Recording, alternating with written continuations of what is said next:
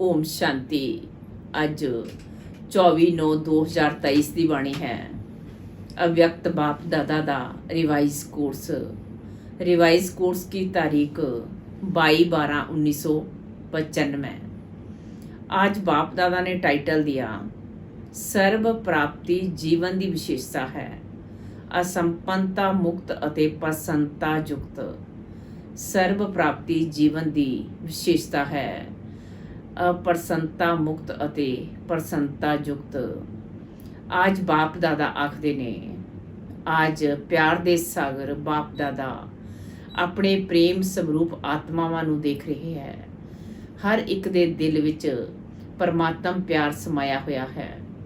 ये परमात्म प्यार प्राप्त भी एक ही जन्म विच हुंदा है। 84 जन्म देव आत्मा अते साधारण आत्मावां द्वारा मिलिया। सोचो, याद करो, सारे कल्प का चक्कर लगाओ। सदर्शन चक्करधारी है ना, तो 1 सैकंड विच सारे कल्प का चक्कर लगाया। 83 जन्मां विच परमात्म प्यार मिलिया सी, नहीं मिलिया। सिर्फ इस संगम ते एक जन्म विच परमात्म प्यार प्राप्त होया, तो अंतर नूं जान लिया ना। आत्मावां दा प्यार अते परमात्मा प्यार कितना फर्क है। साधारण आत्मावां दा प्यार कित्थे लै गया, की प्राप्त कराया, अनुभव है ना। अते परमात्म प्यार कित्थे लै जांदा, अपने स्वीट होम अते स्वीट राजधानी विच। आत्म प्यार राज भाग गवांदा है अते परमात्म प्यार राज भाग दिलांदा है। अते इसी जन्म विच इवें नहीं कि सिर्फ भविख के आधार पर चल रहे है। डायरैक्ट परमात्म प्राप्ति तो हुण है, वर्तमान दे अगे भविख भी कुछ नहीं है। तुसी लोग गीत गाउंदे है ना कि स्वर्ग विच की होवेगा अते की नहीं होवेगा। अते हुण तां गीत की है, जो पाना सी ओ पा लिया, जां पाना है पा लिया। पांडवां ने पा लिया। गोपियां दा तां गायन है ही। इस समय का गायन है कि आप प्राप्त नहीं कोई वस्तु ब्राह्मणों के खजाने विच। आत्मावां बाबा आखदे ने देवतां दे खजाने विच नहीं, ब्राह्मणों के खजाने विच। तां हुण ब्राह्मण है ना, तां अनुभव करते हो कि आप प्राप्त नहीं कोई वस्तु। अते ये प्राप्तियां अविनाशी है, अल्पकाल दी नहीं। तां जिसनूं सर्व प्राप्ति है उसके जीवन विच की विशेषता होवेगी। सब प्राप्तियां है, एक भी घट नहीं है, तो उसकी चलन अते चेहरे विच की विशेषता दिखाई देवेगी। सदा प्रसन्नता। कुछ भी हो जाए पर सर्व प्राप्तिवान अपनी प्रसन्नता छड़ नहीं सकता। अप्रसन्नता कदी भी हुंदी है तो चैक करो कि अप्राप्ति का अनुभव हुंदा है जां सर्व प्राप्तियां का। आज बाप दादा ने बहुत ही सेवा केंद्र अते उप सेवा केंद्र देखे। विदेश विच नहीं, देश विच सेवा केंद्र देखे। सेवा केंद्र विच विशेष तां सेवाधारी है, तां अज चक्कर लगाउंदे होए सेवाधारी अते सेवा स्थान दोवें देखे। हर एक स्थान विच भावें छोटे भावें बड़े सब विच चैक किया कि सेवाधारी तन नाल, मन नाल, तन नाल अते सेवा दे संबंध संपर्क नाल किन्ने प्रसन्न है। क्योंकि विशेषता यही गल्लां है ना। तां की देखिया, तन दा सब ते पुराना ही है, भावें जवान है, भावें बड़े है, छोटे होर भी वड्डियां तो भी किते किते कमज़ोर है। भावें बीमारी वड्डी है पर बीमारी दी महसूसता कि मैं कमज़ोर हाँ, मैं बीमार हाँ, ये बीमारी नूं वधा दिंदी है। क्यों तन का प्रभाव मन ते आ गया तां डबल बीमार हो गए। तन अते मन दोवां नाल डबल बीमार होने के कारण बार बार सोल कॉन्शियस दे बजाय कॉन्शियस हो जाते हैं। तां की देखिया कि तन नाल तां मेजॉरिटी बीमार कहो, तां हिसाब किताब चुकतू करना कहो कर रहे हैं, पर 50% डबल बीमार अते 50% सिंगल बीमार है। बाकी होर की चाहिदा है। कदी भी मन विच बीमारी का संकल्प नहीं लियाना चाहिदा है, मैं बीमार हाँ, मैं बीमार हाँ। पर हुंदा की है, ये पाठ पक्का हो जाता है कि मैं बीमार हाँ। कदी कदी किसी समय बीमार हुंदे नहीं है, ਪਰ ਮਨ ਵਿੱਚ ਖੁਸ਼ੀ ਨਹੀਂ ਹੈ ਤਾਂ ਬਹਾਨਾ ਕਰਨਗੇ ਕਿ ਮੇਰੀ ਕਮਰ ਵਿੱਚ ਦਰਦ ਹੈ, ਕਿਉਂਕਿ ਮੈਜੋਰਿਟੀ ਨੂੰ ਜਾਂ ਤਾਂ ਟੰਗ ਦਰਦ ਜਾਂ ਕਮਰ ਦਰਦ ਹੁੰਦਾ ਹੈ। ਕਈ ਵਾਰ ਦਰਦ ਹੁੰਦਾ ਨਹੀਂ ਹੈ, ਫਿਰ ਵੀ ਕਹਾਂਗੇ ਮੇਰੇ ਨੂੰ ਕਮਰ ਵਿੱਚ ਦਰਦ ਹੈ। ਹੁਣ ਉਸ ਦੀ ਚੈਕਿੰਗ ਕਿਵੇਂ ਹੋਵੇ? ਡਾਕਟਰਸ ਦੇ ਕੋਲ ਇਸ ਦਾ ਕੋਈ ਥਰਮਾਮੀਟਰ ਹੈ ਜੋ ਕਮਰ ਦਰਦ ਹੈ ਜਾਂ ਨਹੀਂ ਜਾਂ ਚੈੱਕ ਕਰ ਸਕਣ? ਐਕਸਰੇ ਕਰਾਓ, ਇਹ ਕਰਾਓ, ਇਹ ਕਰਾਓ, ਉਹ ਤਾਂ ਹੋਰ ਵੀ ਖਰਚਾ ਲਗਾਓ। ਤਾਂ ਕੀ ਦੇਖਿਆ? ਤਨ ਦੇ ਬਾਰੇ ਵਿੱਚ ਸੁਣਾਇਆ। ਕਈ ਸੇਵਾਧਾਰੀ ਇਵੇਂ ਦੇ ਦਿਖਾਈ ਦਿੰਦੇ। ਸੇਵਾਧਾਰੀ ਤੁਸੀਂ ਸਭ ਹੈ, ਇਵੇਂ ਨਹੀਂ ਸਮਝਣਾ, ਸਿਰਫ ਟੀਚਰਸ ਦੀ ਗੱਲ ਹੈ। ਸੇਵਾਧਾਰੀ ਤੁਸੀਂ ਪ੍ਰਵਿਰਤੀ ਵਾਲੇ ਵੀ ਹੈ ਨਾ, ਕਿ ਜੋ ਸੈਂਟਰਸ ਦੇ ਰਹਿੰਦੇ ਹੈ ਉਹ ਸੇਵਾਧਾਰੀ ਹੈ। ਤੁਸੀਂ ਲੋਕ ਪ੍ਰਵਿਰਤੀ ਵਿੱਚ ਰਹਿਣ ਵਾਲੇ ਵੀ ਸੇਵਾਧਾਰੀ ਹੈ। ਕਦੀ ਆਪਣਾ ਘਰਾਂ ਦੇ ਚੱਕਰ ਲਗਾਉਣਗੇ, ਦੇਖਣਗੇ ਕਿ ਕਿਵੇਂ ਸੌਂਦੇ ਹੈ, ਕਿਵੇਂ ਉੱਠਦੇ ਹੈ, ਡਬਲ ਬੈੱਡ ਹੈ, ਸਿੰਗਲ ਬੈੱਡ ਹੈ। ਅੱਛਾ, ਇਹ ਤਾਂ ਅੱਜ ਦੇ ਚੱਕਰ ਦੀ ਗੱਲ ਹੈ। ਅੱਜ ਕੱਲ੍ਹ ਦੇ ਹਿਸਾਬ ਨਾਲ ਦਵਾਈਆਂ ਖਾਣਾ ਇਹ ਵੱਡੀ ਗੱਲ ਨਹੀਂ ਸਮਝੋ। ਕਲਯੁਗ ਦਾ ਵਰਤਮਾਨ ਸਮਾਂ ਸਭ ਤੋਂ ਸ਼ਕਤੀਸ਼ਾਲੀ ਫਰੂਟ ਇਹ ਦਵਾਈਆਂ ਹੈ। ਦੇਖੋ, ਕੋਈ ਰੰਗ ਬਿਰੰਗੀ ਤਾਂ ਹੈ ਨਾ। ਕਲਯੁਗ ਦੇ ਲਾਸਟ ਦਾ ਇਹ ਹੀ ਇੱਕ ਫਰੂਟ ਹੈ, ਤਾਂ ਖਾ ਲਵੋ ਪਿਆਰ ਨਾਲ। ਦਵਾਈ ਖਾਣਾ ਬਿਮਾਰੀ ਯਾਦ ਨਹੀਂ ਦਿਵਾਉਂਦਾ। ਜੇਕਰ ਦਵਾਈ ਮਜਬੂਰੀ ਨਾਲ ਖਾਂਦੇ ਹੈ ਤਾਂ ਮਜਬੂਰੀ ਦੀ ਦਵਾਈ ਬਿਮਾਰੀ ਯਾਦ ਦਿਲਾਉਂਦੀ ਹੈ ਅਤੇ ਸਰੀਰ ਨੂੰ ਚਲਾਉਣ ਦੇ ਲਈ ਇੱਕ ਸ਼ਕਤੀ ਭਰ ਰਹੇ ਹੈ। ਉਸ ਸਮ੍ਰਿਤੀ ਵਿੱਚ ਖਾਓਗੇ ਤਾਂ ਦਵਾਈ ਖਾਣਾ ਇਹ ਬਿਮਾਰੀ ਯਾਦ ਨਹੀਂ ਦਿਲਾਉਂਦਾ, ਖੁਸ਼ੀ ਦਿਲਾਏਗੀ। ਤਾਂ ਬਸ 2-3 ਦਿਨ ਵਿੱਚ ਦਵਾਈ ਨਾਲ ਠੀਕ ਹੋ ਜਾਓਗੇ। ਅੱਜ ਕੱਲ੍ਹ ਤੇ ਬਹੁਤ ਨਵੇਂ ਫੈਸ਼ਨ ਹੈ। ਕਲਯੁਗ ਵਿੱਚ ਸਭ ਤੋਂ ਜ਼ਿਆਦਾ ਇਨਵੈਂਸ਼ਨ ਅੱਜ ਕੱਲ੍ਹ ਦਵਾਈਆਂ ਦੇ ਸੀਜ਼ਨ ਦਾ ਵੱਖ-ਵੱਖ ਥੈਰੇਪੀ ਨਿਕਾਲੀ ਹੈ। ਅੱਜ ਫਲਾਨੀ ਥੈਰੇਪੀ, ਅੱਜ ਫਲਾਨੀ, ਤਾਂ ਇਹ ਕਲਯੁਗ ਦੇ ਸੀਜ਼ਨ ਦਾ ਸ਼ਕਤੀਸ਼ਾਲੀ ਫਲ ਹੈ। ਇਸ ਲਈ ਘਬਰਾਓ ਨਹੀਂ, ਲੇਕਿਨ ਦਵਾਈ ਕੌਨਸ਼ੀਅਸ, ਬਿਮਾਰੀ ਕੌਨਸ਼ੀਅਸ ਹੋ ਕੇ ਨਹੀਂ ਖਾਓ ਤਾਂ ਤਨ ਦੀ ਬਿਮਾਰੀ ਹੋਣੀ ਹੀ ਹੈ, ਨਵੀਂ ਗੱਲ ਨਹੀਂ ਹੈ। ਇਸ ਲਈ ਬਿਮਾਰੀ ਤੋਂ ਕਦੇ ਘਬਰਾਉਣਾ ਨਹੀਂ। ਬਿਮਾਰੀ ਆਈ ਅਤੇ ਉਸਨੂੰ ਫਰੂਟ ਥੋੜਾ ਖਵਾ ਦਿਓ ਅਤੇ ਦਵਾਈ ਦੇ ਦਿਓ। ਚੰਗਾ ਇਹ ਹੋਇਆ ਤਨ ਦੀ ਰਿਜ਼ਲਟ, ਫਿਰ ਹੋਰ ਕੀ ਵੇਖਿਆ? ਮਨ ਵਿੱਚ ਕੀ ਵੇਖਿਆ? ਇੱਕ ਗੱਲ ਖੁਸ਼ਖਬਰੀ ਦੀ ਇਹ ਦੇਖੀ ਕਿ ਮੈਜੋਰਿਟੀ ਹਰ ਇੱਕ ਸੇਵਾਧਾਰੀ ਦੇ ਮਨ ਵਿੱਚ ਬਾਪ ਦਾ ਪਿਆਰ ਅਤੇ ਸੇਵਾ ਦਾ ਉਮੰਗ ਦੋਵੇਂ ਹੈ। ਬਾਕੀ 25% ਕੋਈ ਮਜਬੂਰੀ ਨਾਲ ਚੱਲ ਰਿਹਾ ਹੈ, ਉਹ ਛੱਡੋ। ਲੇਕਿਨ ਮੈਜੋਰਿਟੀ ਦੇ ਮਨ ਵਿੱਚ ਇਹ ਦੋਵੇਂ ਗੱਲਾਂ ਵੇਖੀਆਂ ਅਤੇ ਇਹ ਵੀ ਵੇਖਿਆ ਕਿ ਬਾਪ ਨਾਲ ਪਿਆਰ ਹੋਣ ਦੇ ਕਾਰਨ ਯਾਦ ਵਿੱਚ ਵੀ ਸ਼ਕਤੀਸ਼ਾਲੀ ਹੋ ਬੈਠਣ ਦਾ, ਚੱਲਣ ਦਾ, ਸੇਵਾ ਕਰਨ ਦਾ ਅਟੈਂਸ਼ਨ ਬਹੁਤ ਦਿੰਦੇ ਹੈ। ਲੇਕਿਨ ਖੇਲ ਕੀ ਹੁੰਦਾ ਹੈ ਕਿ ਚਾਹੁੰਦੇ ਹੈ ਕਿ ਯਾਦ ਦੀ ਸੀਟ ਤੇ ਚੰਗੀ ਤਰ੍ਹਾਂ ਨਾਲ ਸੈੱਟ ਹੋ ਕੇ ਬੈਠ ਜਾਈਏ। ਲੇਕਿਨ ਥੋੜਾ ਟਾਈਮ ਤੇ ਸੈੱਟ ਹੁੰਦੇ ਹੈ, ਫਿਰ ਹਿੱਲਣਾ ਡੁੱਲਣਾ ਸ਼ੁਰੂ ਹੁੰਦਾ ਹੈ। ਜਿਵੇਂ ਬੱਚਾ ਹੁੰਦਾ ਹੈ, ਉਸ ਨੂੰ ਜ਼ਿਆਦਾ ਟਾਈਮ ਸੀਟ ਤੇ ਬਿਠਾਓ ਤਾਂ ਹਿੱਲੇਗਾ ਜ਼ਰੂਰ। ਤਾਂ ਮਨ ਵੀ ਜੇਕਰ ਕੰਟਰੋਲ ਵਿੱਚ, ਆਰਡਰ ਵਿੱਚ ਨਹੀਂ ਹੈ ਤਾਂ ਥੋੜਾ ਟਾਈਮ ਤਾਂ ਬਹੁਤ ਚੰਗੇ ਬੈਠਦੇ ਹੈ, ਚਲਦੇ ਹੈ, ਸੇਵਾ ਵੀ ਕਰਦੇ ਹੈ। ਲੇਕਿਨ ਕਦੇ ਸੈੱਟ ਹੁੰਦੇ ਹੈ, ਕਦੇ ਅਪਸੈਟ ਵੀ ਹੋ ਜਾਂਦੇ ਹੈ। ਕਾਰਨ ਕੀ ਹੈ? ਹੋਣਾ ਸੈੱਟ ਚਾਹੁੰਦੇ ਹੈ, ਲੇਕਿਨ ਅਪਸੈਟ ਕਿਉਂ ਹੁੰਦੇ ਹੈ? ਕਾਰਨ ਕੀ ਹੈ? ਇਕਾਗਰਤਾ ਦੀ ਸ਼ਕਤੀ, ਦ੍ਰਿੜਤਾ ਦੀ ਸ਼ਕਤੀ, ਉਸ ਦੀ ਕਮੀ ਹੈ। ਪਲਾਨ ਬਹੁਤ ਚੰਗਾ ਸੋਚਦੇ ਹੈ, ਇਵੇਂ ਬੈਠਾਂਗੇ, ਇਹ ਅਨੁਭਵ ਕਰਾਂਗੇ, ਫਿਰ ਇਹ ਸੇਵਾ ਕਰਾਂਗੇ, ਫਿਰ ਇਵੇਂ ਚੱਲਾਂਗੇ। ਲੇਕਿਨ ਕਰਮ ਕਰਨ ਵਿੱਚ ਜਾਂ ਬੈਠੇ ਵੀ ਦ੍ਰਿੜਤਾ ਦੀ ਸ਼ਕਤੀ ਘੱਟ ਹੋ ਜਾਂਦੀ ਹੈ। ਹੋਰ ਗੱਲਾਂ ਵਿੱਚ ਮਨ ਬੁੱਧੀ ਬਣ ਜਾਂਦੇ ਹੈ, ਭਾਵੇਂ ਕੰਮ ਵਿੱਚ ਬਿਜ਼ੀ ਨਹੀਂ ਹੈ। ਲੇਕਿਨ ਵਿਅਰਥ ਸੰਕਲਪ ਇਹ ਸਭ ਤੋਂ ਵੱਡਾ ਕੰਮ ਹੈ ਜੋ ਆਪਣੀ ਵੱਲ ਖਿੱਚ ਲੈਂਦਾ ਹੈ। ਤਾਂ ਸਥੂਲ ਕੰਮ ਨਹੀਂ ਵੀ ਹੋਵੇ, ਲੇਕਿਨ ਦ੍ਰਿੜਤਾ ਦੀ ਸ਼ਕਤੀ ਵੰਡਣ ਦੇ ਕਾਰਨ ਮਨ ਅਤੇ ਬੁੱਧੀ ਸੀਟ ਤੇ ਸੈੱਟ ਹੋਣ ਦੀ ਬਜਾਏ ਹਲਚਲ ਵਿੱਚ ਆ ਜਾਂਦੇ ਹੈ। ਬਾਪ ਦਾਦਾ ਨੇ ਤੁਹਾਨੂੰ ਸਭ ਨੂੰ ਜੋ ਕੰਮ ਦਿੱਤੇ ਸੀ ਉਹ ਦੇਖਿਆ। ਬਾਪ ਦਾਦਾ ਦੇ ਕੋਲ ਸਭ ਚਿਟਕੀਆਂ ਪਹੁੰਚੀਆਂ, ਲੇਕਿਨ ਕਈ ਬੱਚੇ ਬੜੇ ਚਲਾਕ ਹੈ। ਚਲਾਕੀ ਕੀ ਕਰਦੇ ਹੈ? ਚਿਟਕੀ ਲਿਖਦੇ ਹੈ, ਲੇਕਿਨ ਨਾਮ ਨਹੀਂ ਲਿਖਦੇ। ਇਵੇਂ ਸਮਝ ਕੇ ਕਰਦੇ ਹੈ ਬਾਵਾ ਤੇ ਜਾਣਦਾ ਹੈ ਫਿਰ ਵੀ ਜੇਕਰ ਕੰਮ ਦਿੱਤਾ ਹੈ ਕੰਮ ਤਾਂ ਪੂਰਾ ਕਰੋ ਨਾ।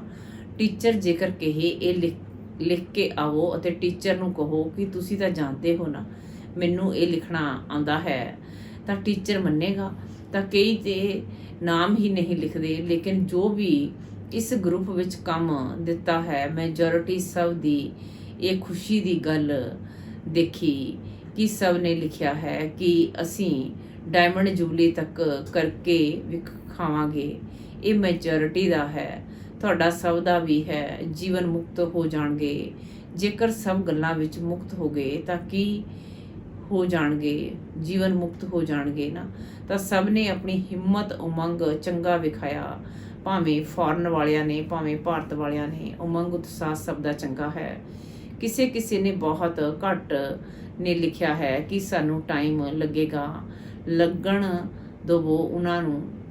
ਤੁਸੀਂ ਲੋਕੀ ਤਾਂ ਜੀਵਨ ਮੁਕਤ ਹੋ ਜਾਵੋ। ਤਾਂ ਰਿਜ਼ਲਟ ਵਿੱਚ ਵੇਖਿਆ ਸਭ ਨੂੰ ਉਮੰਗ ਹੈ ਕਿ ਡਾਇਮੰਡ ਜੁਬਲੀ ਵਿੱਚ ਕੁਛ ਕਰਕੇ ਵਿਖਾਈਏ। ਲੇਕਿਨ ਬਾਪ ਦਾਦਾ ਨੇ ਵੇਖਿਆ ਕਿ ਜਿੰਨਾ ਆਪਣੇ ਆਪ ਨੂੰ ਡਾਇਮੰਡ ਬਣਾਉਣ ਦਾ ਉਮੰਗ ਉਤਸ਼ਾਹ ਹੈ ਉਤਨਾ ਹੀ ਡਾਇਮੰਡ ਜੁਬਲੀ ਬਰੇ ਵਿੱਚ ਸੇਵਾਵਾਂ ਦੇ ਪਲਾਨ ਵੀ ਬਹੁਤ ਫਾਸਟ ਬਣਾਏ ਹੈ। ਇਸ ਵਿੱਚ ਬਾਪ ਦਾਦਾ ਖੁਸ਼ ਹੈ, ਲੇਕਿਨ ਇਵੇਂ ਨਹੀਂ ਕਹਿਣਾ ਕਿ ਬਹੁਤ ਸੇਵਾ ਦਾ ਬੋਝ ਸੀ ਨਾ, ਇਸ ਲਈ ਥੋੜਾ ਹੇਠ ਉੱਪਰ ਹੋ ਗਿਆ। ਇਹ ਬਾਪ ਦਾਦਾ ਨਹੀਂ ਚਾਹੁੰਦੇ। ਸੇਵਾ ਜੋ ਖੁਦ ਨੂੰ ਜਾਂ ਦੂਜਿਆਂ ਨੂੰ ਡਿਸਟਰਬ ਕਰੇ ਉਹ ਸੇਵਾ ਨਹੀਂ ਹੈ, ਸਵਾਰਥ ਹੈ। ਅਤੇ ਨਿਮਿਤ ਕੋਈ ਨਾ ਕੋਈ ਸਵਾਰਥ ਹੀ ਹੁੰਦਾ ਹੈ, ਇਸ ਲਈ ਹੇਠਾਂ ਉੱਪਰ ਹੁੰਦਾ ਹੈ। ਭਾਵੇਂ ਆਪਣਾ ਭਾਵੇਂ ਦੂਜਿਆਂ ਦਾ ਸਵਾਰਥ ਜਦੋਂ ਪੂਰਾ ਨਹੀਂ ਹੁੰਦਾ ਹੈ ਤਾਂ ਸੇਵਾ ਵਿੱਚ ਡਿਸਟਰਬੈਂਸ ਹੁੰਦੀ ਹੈ। ਇਸ ਲਈ ਸਵਾਰਥ ਤੋਂ ਨਿਆਰੇ ਅਤੇ ਸਰਵ ਸੰਬੰਧ ਵਿੱਚ ਪਿਆਰੇ ਬਣ ਕੇ ਸੇਵਾ ਕਰੋ।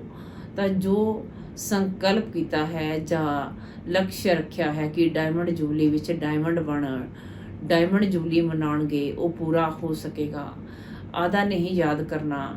ਕੋਈ ਇਵੇਂ ਜਵਾਬ ਦਿੰਦੇ ਹੈ, ਕਹਿੰਦੇ ਹੈ ਡਾਇਮੰਡ ਜੁਬਲੀ ਤਾਂ ਮਨਾਉਣ ਦੀ ਸੀ, ਤਾਂ ਮਨਾਈ, ਉਸ ਵਿੱਚ ਬਿਜ਼ੀ ਹੋ ਗਏ। ਲੇਕਿਨ ਬਾਪ ਦਾਦਾ ਦੇ ਦੋਵੇਂ ਸ਼ਬਦ ਯਾਦ ਰੱਖਣਾ। ਆਦਾ ਨਹੀਂ, ਡਾਇਮੰਡ ਜੁਬਲੀ ਮਨਾਉਣਾ ਸਿਰਫ ਮਨਾਣੀ ਹੈ ਨਹੀਂ, ਬਣ ਕੇ ਮਨਾਣੀ ਹੈ। ਤਾਂ ਮਤਲਬ ਦਾ ਅਰਥ ਨਹੀਂ ਲੈਣਾ, ਮਨਾ ਲਿਆ ਨਾ, ਲੇਕਿਨ ਬਣ ਕੇ ਮਨਾਇਆ। ਬਣ ਕੇ ਮਨਾਉਣਾ ਇਹ ਹੈ ਡਾਇਮੰਡ ਜੁਬਲੀ ਦਾ ਲਕਸ਼।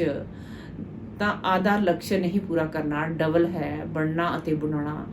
ਸਿਰਫ ਬਣਨਾ ਨਹੀਂ, ਸਿਰਫ ਮਨਾਉਣਾ ਨਹੀਂ, ਦੋਵੇਂ ਨਾਲ ਹੈ। ਅਤੇ ਤੁਹਾਨੂੰ ਸਭ ਨੂੰ ਪਤਾ ਹੈ ਕਿ ਜਦੋਂ ਤੁਸੀਂ ਡਾਇਮੰਡ ਜੁਬਲੀ ਦੇ ਜਾਂ ਡਾਇਮੰਡ ਬਣਨ ਦੇ ਪਲਾਨ ਬਣਾ ਰਹੇ ਹੋ ਤਾਂ ਤੁਹਾਡੇ ਸਭ ਤੋਂ ਪਹਿਲੇ ਮਾਇਆ ਵੀ ਆਪਣਾ ਪਲਾਨ ਬਣਾ ਰਹੀ ਹੈ। ਇਸ ਲਈ ਇਹ ਨਹੀਂ ਕਹਿਣਾ ਕਿ ਕੀ ਕਰੀਏ ਬਾਬਾ, ਹਿੰਮਤ ਘੱਟ ਹੋ ਗਈ, ਮਾਇਆ ਬਹੁਤ ਤੇਜ਼ ਹੈ। ਮਾਇਆ ਨੂੰ ਆਪਣੇ ਕੋਲ ਰੱਖੋ। ਰਾਜ ਤੁਸੀਂ ਕਰੋਗੇ ਅਤੇ ਮਾਇਆ ਨੂੰ ਬਾਬਾ ਸੰਭਾਲੇਗਾ। ਰਾਜ ਤੇ ਤੁਹਾਨੂੰ ਕਰਨਾ ਹੈ ਨਾ। ਮਾਇਆ ਜਗਤ ਜਿੱਤ ਬਣਾਂਗੇ ਤਾਂ ਮਾਇਆ ਨੂੰ ਜਿੱਤਣ ਦੇ ਬਿਨਾ ਜਗਤ ਜਿੱਤ ਕਿਵੇਂ ਬਣੋਗੇ? ਇਸ ਲਈ ਚਾਰੋਂ ਪਾਸੇ ਅਟੈਂਸ਼ਨ ਪਲੀਜ਼, ਸਮਝਾ? ਅੱਛਾ, ਚੱਕਰ ਤਾਂ ਆਦਾ ਸੁਣਾਇਆ, ਆਦਾ ਫਿਰ ਸੁਣਾਵਾਂਗੇ। ਸੈਂਟਰ ਕੋਈ ਤੇ ਬਹੁਤ ਚੰਗੇ ਸਜੇ ਸਜਾਏ ਅਤੇ ਕੋਈ ਸਿੰਪਲ ਅਤੇ ਕੋਈ ਬਹੁਤ ਰਾਇਲ, ਕੋਈ ਵਿੱਚ ਦੇ ਵੀ ਹੈ। ਜ਼ਿਆਦਾ ਹੈ ਜੋ ਸਮਝਦੇ ਹੈ ਕਿ ਰਾਇਲ ਲੱਗਣਾ, ਕੋਈ VIP ਆਵੇ ਤਾਂ ਉਸ ਨੂੰ ਲੱਗੇ ਕਿ ਸੈਂਟਰ ਚੰਗਾ ਹੈ। ਲੇਕਿਨ ਆਪਣਾ ਬ੍ਰਾਹਮਣਾਂ ਦਾ ਆਦਿ ਤੋਂ ਹੁਣ ਤੱਕ ਦਾ ਨਿਯਮ ਹੈ ਕਿ ਨਾ ਬਿਲਕੁਲ ਸਾਦਾ ਹੋਵੇ ਨਾ ਬਹੁਤ ਰਾਇਲ ਹੋਵੇ, ਵਿੱਚ ਦਾ ਹੋਣਾ ਚਾਹੀਦਾ ਹੈ। ਬ੍ਰਹਮਾ ਨੇ ਤਾਂ ਬਹੁਤ ਸਧਾਰਨ ਵੇਖਿਆ ਅਤੇ ਰਿਹਾ, ਲੇਕਿਨ ਹੁਣ ਸਾਧਨ ਹੈ, ਸਾਧਨ ਦੇਣ ਵਾਲੇ ਵੀ ਹੈ। ਫਿਰ ਵੀ ਕੋਈ ਵੀ ਕੰਮ ਕਰੀਏ ਤਾਂ ਵਿੱਚ ਦਾ ਕਰੋ। ਅਜਿਹਾ ਵੀ ਕੋਈ ਨਾ ਕਹੇ ਕਿ ਇਹ ਕੀ ਲਗਾ ਦਿੱਤਾ ਹੈ ਪਤਾ ਨਹੀਂ, ਅਤੇ ਕੋਈ ਕਹੇ ਇਹ ਤਾਂ ਬਹੁਤ ਰਜਾਈ ਠਾਠ ਹੋ ਗਿਆ ਹੈ। ਤਾਂ ਅੱਜ ਦਾ ਪਾਠ ਕੀ ਹੈ? ਮੁਕਤ ਤਾਂ ਸਭ ਤੋਂ ਹੋ ਗਏ ਨਾ, ਸਭ ਤੋਂ ਮੁਕਤ ਹੋਣ ਦੀ ਪ੍ਰਤਿਗਿਆ ਹੋ ਗਈ ਨਾ। ਪੱਕੀ ਹੈ ਜਾਂ ਘਰ ਜਾਣਗੇ ਤਾਂ ਕਹਿਣਗੇ ਕਿ ਮੁਸ਼ਕਿਲ ਹੈ ਪੱਕਾ ਰਹਿਣਾ। ਮਾਇਆ ਨੂੰ ਡਾਇਮੰਡ ਜੁਬਲੀ ਵਿੱਚ ਮਜ਼ਾ ਚੁਕਾ ਕੇ ਵਿਖਾਓ। ਮਾਸਟਰ ਸਰਵ ਸ਼ਕਤੀਵਾਨ ਹੈ, ਘੱਟ ਤੇ ਨਹੀਂ ਹੈ। ਅੱਛਾ, ਡਬਲ ਫॉरेनर्स भी बहुत आए हैं। ਸਥਾਪਨਾ ਦੇ ਕੰਮ ਦੀ ਡਬਲ ਸ਼ੋਭਾ, ਡਬਲ ਵਿਦੇਸ਼ੀ ਹੈ। ਬਾਪ ਦਾਦਾ ਜਾਣਦੇ ਹੈ ਕਿ ਕਿੰਨੀ ਮਿਹਨਤ ਨਾਲ, ਯੁਕਤੀ ਨਾਲ ਇੱਥੇ ਪਹੁੰਚਦੇ ਹੈ। ਜੇਕਰ ਲਗਨ ਘੱਟ ਹੋਵੇ ਤਾਂ ਵੀ ਮੁਸ਼ਕਿਲ ਲੱਗੇ। ਇੱਕ ਪਾਸੇ ਬਾਪ ਦਾਦਾ ਸੁਣਦੇ ਹੈ ਕਿ ਮਨੀ ਡਾਊਨ ਹੋ ਗਈ ਹੈ ਅਤੇ ਦੂਸਰੇ ਸਾਲ ਵੇਖਦੇ ਹੈ ਤਾਂ ਹੋਰ ਵੀ ਵਿਦੇਸ਼ੀ ਜ਼ਿਆਦਾ ਆਗੇ ਹੈ। ਤਾਂ ਇਹ ਹਿੰਮਤ ਹੈ। ਰਸ਼ੀਆ ਦਾ ਵੀ ਗਰੁੱਪ ਆਇਆ ਹੈ ਨਾ।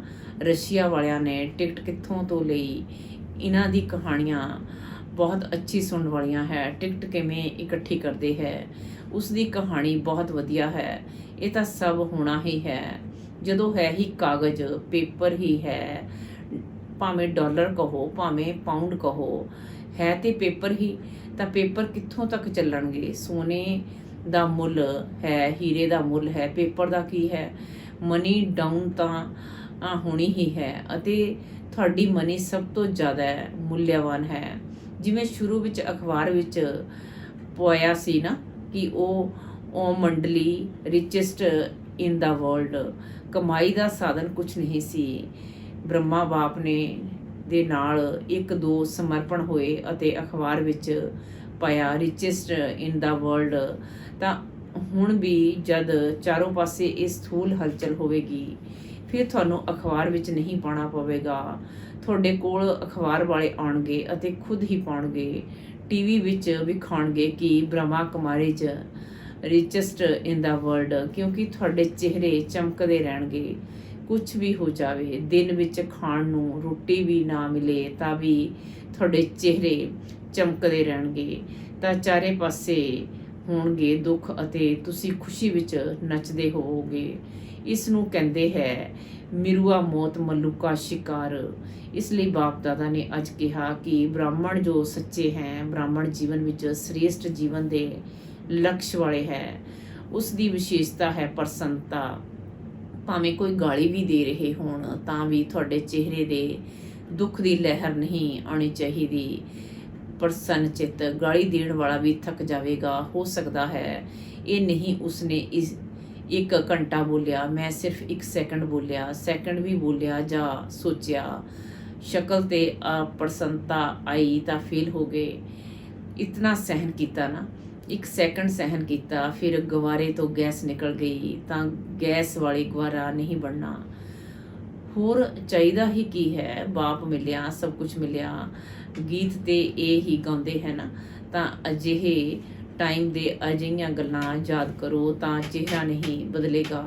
ਇਵੇਂ ਨਹੀਂ ਉਸ ਦੇ ਅੱਗੇ ਜ਼ੋਰ-ਜ਼ੋਰ ਨਾਲ ਹੱਸਣ ਲੱਗ ਜਾਵੋ ਤਾਂ ਉਹ ਹੋਰ ਵੀ ਗਰਮ ਹੋ ਜਾਵੇ।